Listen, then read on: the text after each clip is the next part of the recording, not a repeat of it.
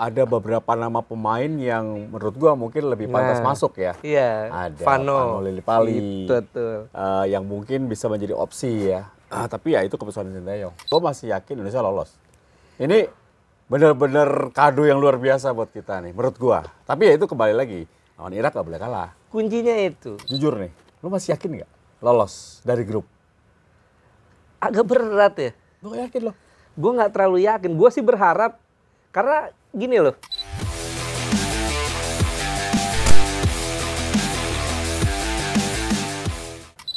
Ya kembali kali ini gue bersama dengan Bro Abdul Haris. Assalamualaikum. Waalaikumsalam. Kita bahas mengenai Piala Asia ya. Siap. Ini bagaimana Indonesia sebelum masuk lebih dalam. Yakin nggak Indonesia akan membuat sejarah lolos dari grup? Sebelum Indonesia lawan Irak, gue sangat yakin kita bakal lolos grup untuk pertama kalinya sepanjang sejarah di Piala Asia. Tapi setelah melawan Irak, kualifikasi Piala Dunia. Kualifikasi Piala Dunia ya putaran kedua, lawan Irak itu berantakan banget ya. Setelah itu pun gue masih pede ya, masih sangat yakin bahwa Indonesia bisa inilah di lawan Filipina bisa lah. Tapi ternyata lawan Filipina seri dan hampir kalah. Itu bahkan kalau gue pikir kalau kipernya bukan Hernando Ari kalah gitu. Berantakan sekali terutama di lini belakang. Bagaimana koordinasi compact defense-nya nggak jalan. Dan setelah itu kita persiapan masuk Justin Hapner. Kita uji coba lawan Libya 2 kali. Oke lah, yang pertama gue nggak hitung itu. Kita kalah 0-4, nggak perlu dihitung lah. Karena memang saat itu kan sebelum pertandingan juga sudah dibicarakan bahwa ini hanya untuk menjajal pemain. Karena babak pertama dan babak kedua beda kan. Pemainnya 10 orang yang nggak diganti cuma kiper doang tuh. Kemudian di pertandingan kedua lawan Libya, kita sudah melihat sepertinya SCY sudah mulai punya tim.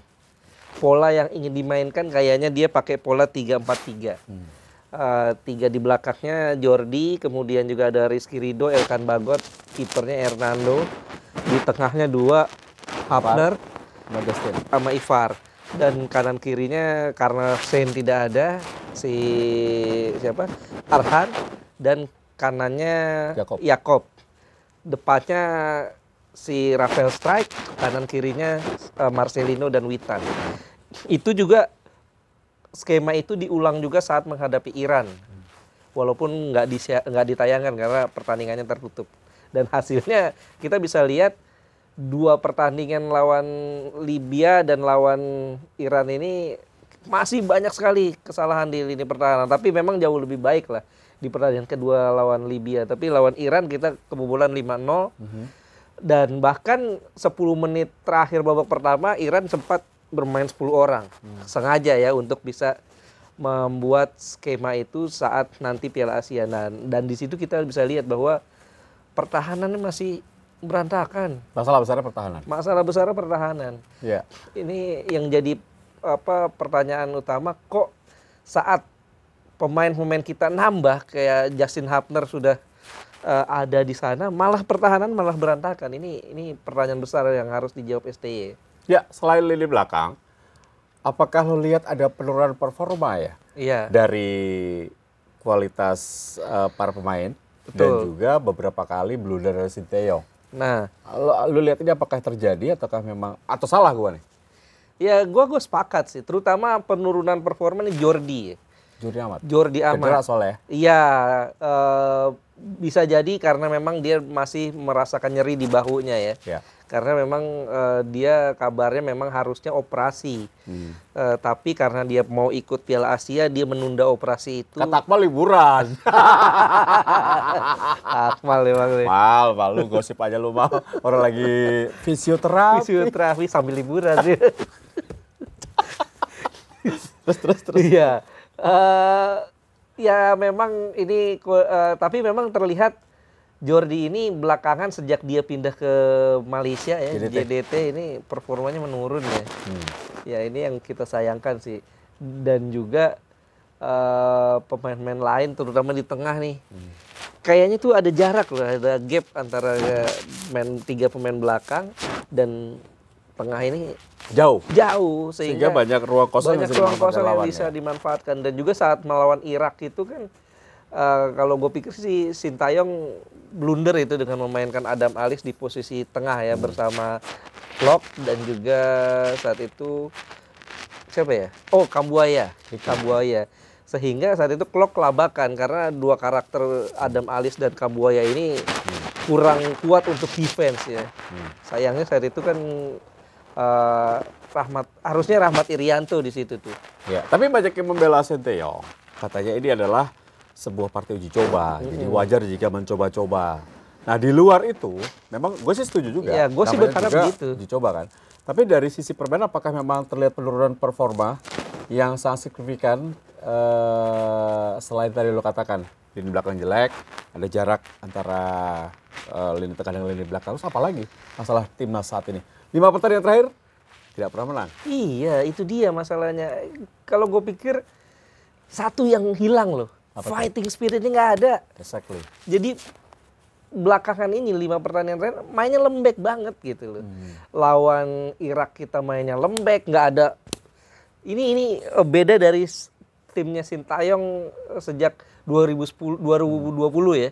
Bagaimana kita juga diremehkan waktu ke Piala AFF ya. Kita pakai tim-tim pemain-pemain muda yang bisa dikatakan saat itu gue pikir Sintayong mempersiapkan itu untuk sekalian concern karena dia pegang banyak tim kan.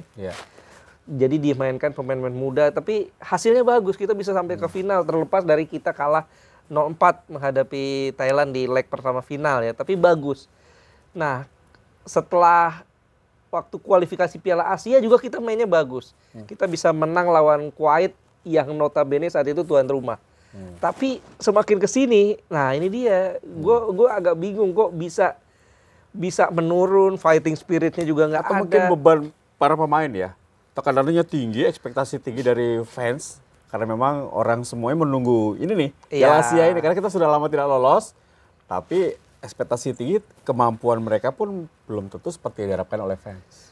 Iya, kalau gue pikir waktu kita kualifikasi Piala Asia juga kan berat tuh, karena kita satu grup kan lawan sama Kuwait kan, Nepal, itu cukup berat lah. Paling yang ringan itu Nepal, dan kita juga diprediksi saat itu tidak lolos karena berada di grup berat. Tapi alhamdulillah kita bisa lolos dengan gaya bermain yang fight-nya itu yang kehilangan itu gue fight-nya itu loh. Itu kelemahan ya. Tapi lu pribadi nih, jujur nih, lu masih yakin nggak lolos dari grup? Agak berat ya. Lu gak yakin loh? Gue nggak terlalu yakin. Gue sih berharap, karena gini loh, kalau kita sebetulnya untuk lolos grup itu kita hanya perlu dapat 3 poin aja. Jangan 3 poin lah, 4 3 poin lolos. Karena berkaca ke edisi 2019, tim yang punya 3 poin lolos. Sebagai peringkat 3 terbaik. Peringkat 3 terbaik. 1 dari 4 peringkat 3 terbaik. Walaupun itu peringkat 4-nya ya. Asal jangan banyak golnya. Nah, itu dia masalahnya. Saat itu tim yang dapat peringkat 3 terbaik dengan 3 poin itu, dia tidak, saat dia menang kemudian 2 pertandingan lainnya kalah, itu golnya nggak banyak-banyak. 0-1 gitu. 0-1. Nah, ini yang jadi pertanyaan gue. Yang kita lawan kan Irak yang lagi bagus-bagusnya.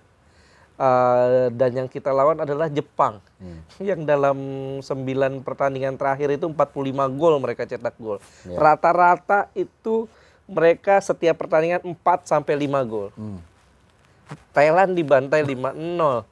Nah, kita mau bagaimana cara mainnya untuk bisa nggak kebobolan banyak lawan Jepang? Ini yang harus dicari tahu Sintayong. Itu akan mempengaruhi klasmen di peringkat ketiga terbaik ya? Iya. Jadi lu berharap, lu tidak yakin kita bisa dapat kemenangan dari Irak dan Jepang ya? Kalau poin dari Irak dan Jepang ya? Jepang ini ya, walaupun impossible is nothing ya. Iya. Tapi ini kayaknya kok mission impossible. 10 pertandingan, 10 kali menang, 45 gol. 45 gol itu dia. Sih. Termasuk ngalahin Jerman di Wolfsburg tuh, di kandang Jerman dengan 4-2 ya. Dan memang apa ya, gue bilang Jepang ini lagi bagus-bagusnya. Unbeatable.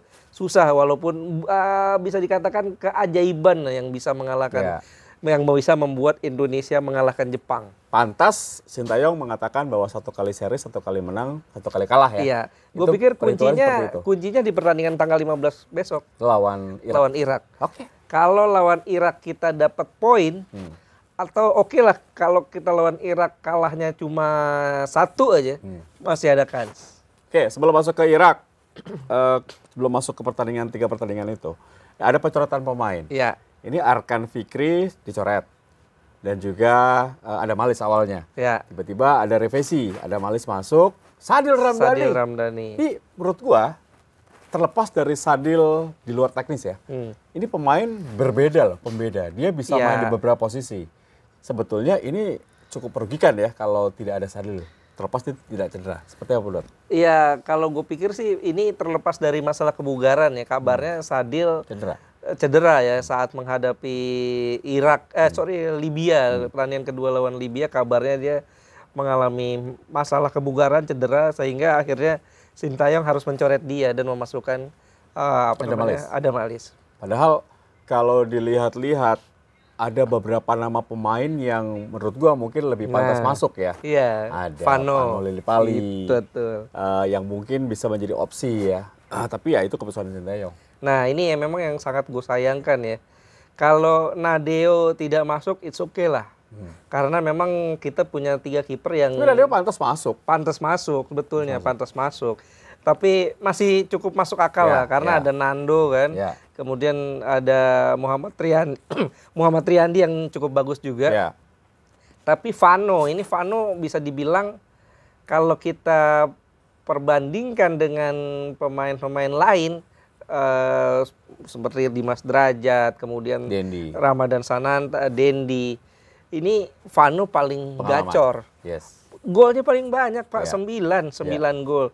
Dan gue pikir harusnya layak masuk. Mungkin STY melihat bahwa liga kita tuh kualitasnya masih buruk ya. Iya. Jadi dia tetap pada pendiriannya bahwa gue lebih percaya sama pemain naturalisasi yang memang didatangkan oleh Pak Erick Thohir untuk jangka pendek kan. Iya. Jangka panjang ini memang PSSI dan Pak Erick Thohir harus memikirkan kompetisi kita ya. Betul. Kualitas kita masih busuk nih liga kita nih. Harus ditingkatkan. Memang itu udah jelas lah. Kita lihat kualitas kompetisi kita, jangan lihat di dalamnya. Tapi kita lihat saat tim-tim kita ini main di luar, di AFC Cup, di FC Champions League. FC Champions League gak ada. Ya berat, AFC Cup aja berat. Gimana bro? FC Champions League, Vietnam dapat 2 jatah. Spanyol, Malaysia juga dapat. Malaysia dapat 2 jatah langsung. Thailand juga begitu, 2 jatah langsung. Plus 2 melalui playoff. Kita setengah, Pak. Kita ramenya kalau pilpres doang. Kita setengah. Kenapa mereka bisa dapat data langsung? Karena memang koefisien mereka, poin mereka saat tim-tim mereka main bagus. Dan liga mereka rapi. Iya, terlepas lah mau rapi mau apa. Saat mereka main di Asia bagus. Fokus ya? Fokus. Tidak setengah-setengah. Kita kadang-kadang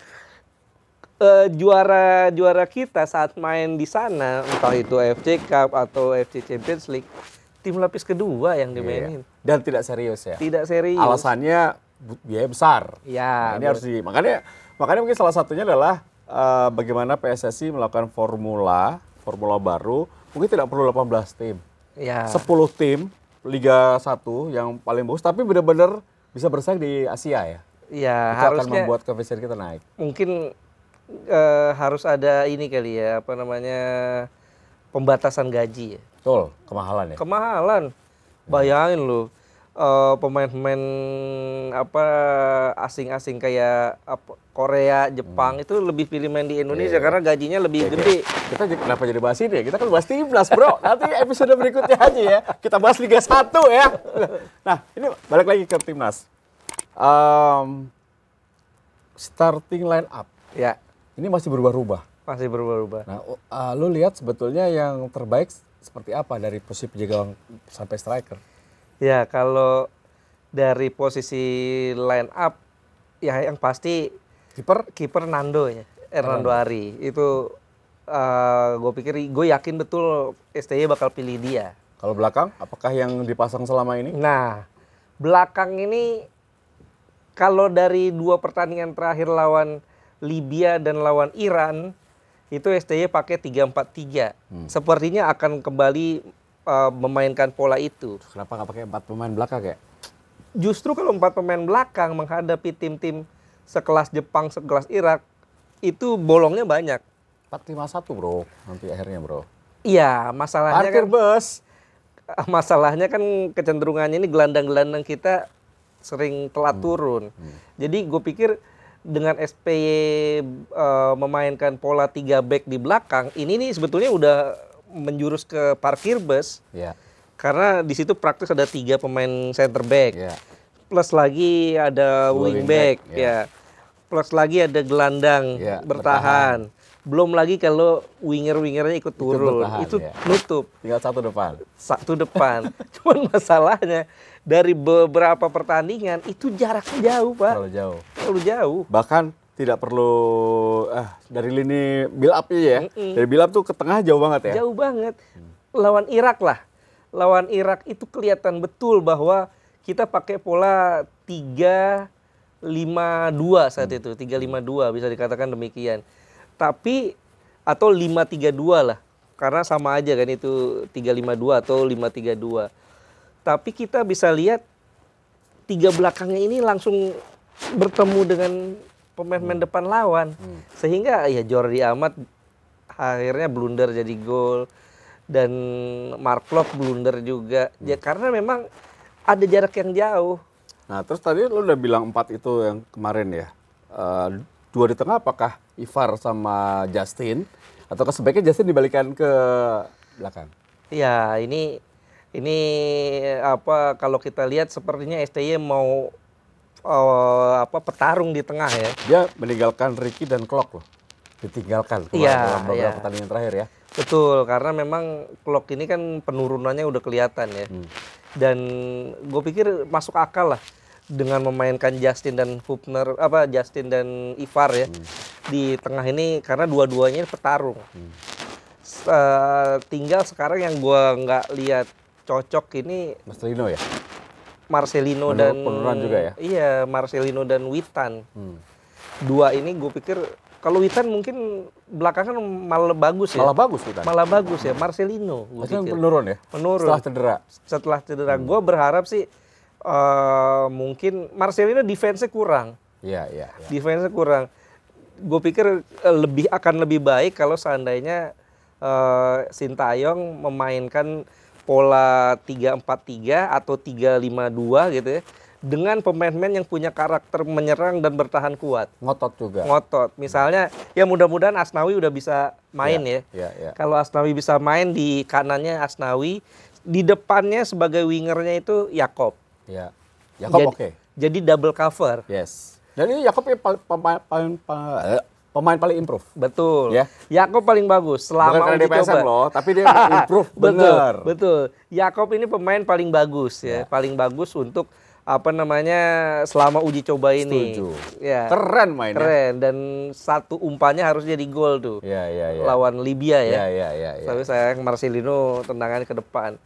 Nah, jadi gue berharap kalau seandainya Asnawi sudah bisa fit, di situ posisinya Asnawi di bek kanan, Yakobnya yang winger kanan. Jadi double cover, Pak. Iya. Dan Yakob itu bertahannya bagus. Gue setuju sama lo nih kali ini. Di kanannya tuh kalau Asnawi depannya Yakob oke banget tuh. Iya. Jadi Witan di kiri ya. Witan di kiri. Nah, strikernya tuh lo setuju Rafael Strike atau Ramadan Sananta atau Dimas Derajat? Iya, kalau dalam hal ini ya memang dalam posisi counter attack ya mau tiba memang Rafael Strike ya. Yang punya kecepatan ya? Punya kecepatan, punya ketenangan ya. Tapi kan memang dalam 3 kali uji coba ini kita lihat Rafael Strike ini nggak dapet pelayanan dari lini tengah ya. Supportnya kurang. Support ya. Betul. Suruh lari doang. Ya. Jadi susah. Tapi lo yakin dengan materi yang ada saat ini, dengan segala kekurangan dalam uji coba, apakah kita bisa mengejutkan menghadapi Irak, Vietnam, Jepang? Iya, gue sih berharap, walaupun gue agak pesimis sekarang ya, gue berharap pesimisme gue kalah. Gue berharap kemarin STY itu masih nyimpen Amin. Jadi dia kan ini pelatih yang tricky ya. Ya. Mudah-mudahan dia kemarin melakukan apa ya, bisa dikatakan trik-trik yang untuk mengelabui lawan. Ya. Kemudian dia keluarkan kejutannya sekarang pas saat lawan Irak. Kuncinya itu lawan Irak. Kalau kita lawan Irak bisa ambil poin, insya Allah kita lolos. Oke. Berarti semua tergantung pada pertandingan pertama ya? Betul. Oke. Untuk Sintayong sendiri, apa yang menjadi koreksi lo dalam 5 pertandingan terakhir uji coba? Kalau menurut gue Sintayong ini, tapi dia masih tenang loh. iya. Dia betul. tidak panik loh. Betul. Gue nggak tahu itu cara dia untuk menenangkan fans, Pemainnya. ataukah memang dia masih menyimpan sesuatu? Ya, masalahnya kalau kedepannya nanti Tom Hail gabung itu baru Keren. udah Dia keren ya. playmaker bro. Betul. Ya. Cuman kalau dengan kualitas squad yang ada sekarang ini, kita lihat Mark Klok dalam kondisi menurun. Marcelino-nya baru pulih cedera, Iya. belum menunjukkan performa Jordi Amat terbaiknya. Jordi Amat juga cedera. Asnawi juga. Asnawi juga. Ini yang bikin gue agak-agak bingung ya untuk optimisnya tuh gimana caranya gitu. Tapi kalau gue pribadi bro, gue masih yakin Indonesia lolos. Ini bener-bener kado yang luar biasa buat kita nih, menurut gue. Tapi ya itu kembali lagi, lawan Irak gak boleh kalah. Kuncinya itu. Kalau lawan Vietnam, insya Allah lah, gue optimis kita menang. Iya. Karena seperti yang gue sering kali bilang, selama di Vietnam itu bukan Pak Kang Seo, Iya. kita menang. Lebih percaya diri lah. Lebih percaya diri, karena gaya main Philip Trosia ini kan, ya gaya main Eropa banget Iya, lah. Ya kita bisa lah. Tapi Kalau Jepang, Jepang aduh. gua jujur bukannya gua nggak nasionalis ya, tapi gua lihat 10 pertandingan mereka, dalam 10 pertandingan mereka gua nonton 3 nih bro, yang terakhir. Rapih mainnya, gila kita level kita jauh. Kita mau full tim, mereka 10 pemain aja gua nggak yakin mereka kalah. Mereka 10 pemain aja. Dan Hajime Moriyasu ini pede dia. Iya. Dia 2019 final kalah lawan Qatar. 1-3. 1-3. Sekarang dia persis kayak Sintayong sebetulnya. Waktu ditunjuk jadi pelatih, dia tuh meninggalkan pemain-pemain top. Potong generasi. Dan hasilnya sekarang bisa kita lihat. 26 pemain yang dibawa oleh Moriyasu ini, 20 diantaranya main di Eropa. Dan 5 main di Jepang. Wow. 1 main di Liga Asia. Yeah. Artinya dengan dia pede bilang bahwa kita ini nggak punya pemain bintang, tapi kita punya 2 tim yang sama kuatnya. Ya artinya memang kalau gue nilai ya ini Jepang ya kandidat juara Pak dengan Korea. Bukan hanya juara grup, tapi kandidat juara. Gue siaran Jepang lawan Jerman Pak. Itu gue bengong-bengong. Iya. Jerman bisa diajak lari-larian. Iya. Tapi apapun itu kita warga negara Indonesia, kita pengamat sepak bola, kita harus satukan visi ya. Iya. Apapun yang terjadi kita dukung support tim nasional Garuda dong. Betul, Ya. kita harus dukung lah. Apapun hasilnya, yang gue berharap jangan rame di medsos lah. Ya. Tetap kita support aja terus. Karena kan setelah Piala Asia ini masih ada kualifikasi Piala Dunia putaran kedua. Betul. Masih sisa 4 pertandingan lagi ya. Di situ gue pikir kita harus terus support lah. Ya, kita berikan yang support yang terbaik untuk main-main kita yang sudah meninggalkan keluarganya, meninggalkan Indonesia untuk berjuang untuk merah putih. Kita harapkan kejutan terjadi. Kalau gue pribadi gue masih optimis. Ayo stay bisa. Ya, gue berharap ada kejutan sih. Lawan Irak aja, lawan Irak dapat poin, insya Allah lolos. Oke, traktir gue bakso ya. Iya dong, jangan bakso, pizza gitu. Oh siap. Lagi bro ya. Siap. Dan itulah bagaimana opini gue sama Ais. Tentunya kita akan melihat bagaimana perjuangan tim nasional Garuda di Piala Asia 2023. Dan ini tentunya akan menjadi akhir dari perbincangan kita di atas kertas. Abdul Haris, Tirugro, sign out. Bye.